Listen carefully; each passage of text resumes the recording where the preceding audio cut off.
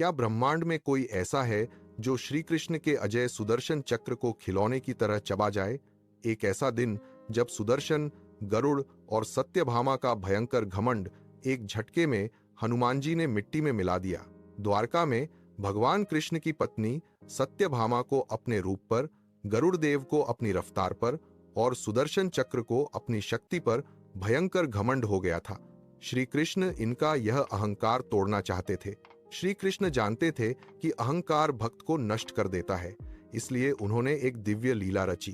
कृष्ण ने गरुड़ देव को अपने पास बुलाया और उन्हें गंधमादन पर्वत पर जाकर महाबली हनुमान को बुला लाने का आदेश दिया। गरुड़ देव उड़ चले। रास्ते में उनका घमंड बढ़ा कि मेरी गति सबसे तेज है। पर्वत पर पहुंचकर उन्होंने देखा कि एक वृद्ध वानर शांत बैठा है। गरुड़ ने गर्व से संदेश सुनाया। हनुमान जी तैयार हुए तो गरुड़ ने घमंड में कहा, आप बूढ़े हैं वानर, मेरी पीठ पर बैठ जाइए, वरना पहुंचने में साल लग जाएंगे। हनुमान जी मुस्कुराकर बोले, तुम बढ़ो, मैं आता हूं। गरुड़ देव बिजली की रफ्तार से द्वारका पहुंचे।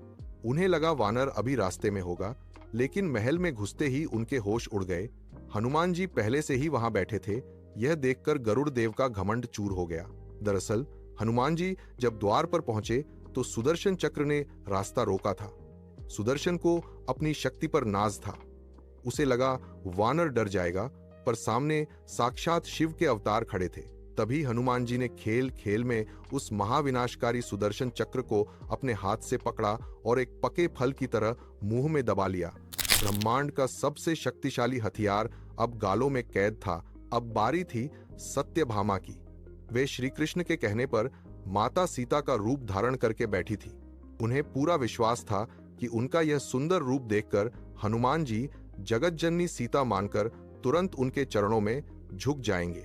हनुमान जी ने अंदर आकर प्रभु कृष्ण को प्रणाम किया, लेकिन जैसे ही उनकी नजर सत्यभामा पर पड़ी, वे हाथ जोड़कर बोले, प्रभु, आपके साथ यह कौन सी दासी बैठी है? मेरी माता सीता कहाँ है? सत्यभामा का घमंड ढह गया। कृष्ण के मुस्कुराते ही हनुमान जी ने मुंह से सुदर्शन चक्र बाहर निकाल दिया।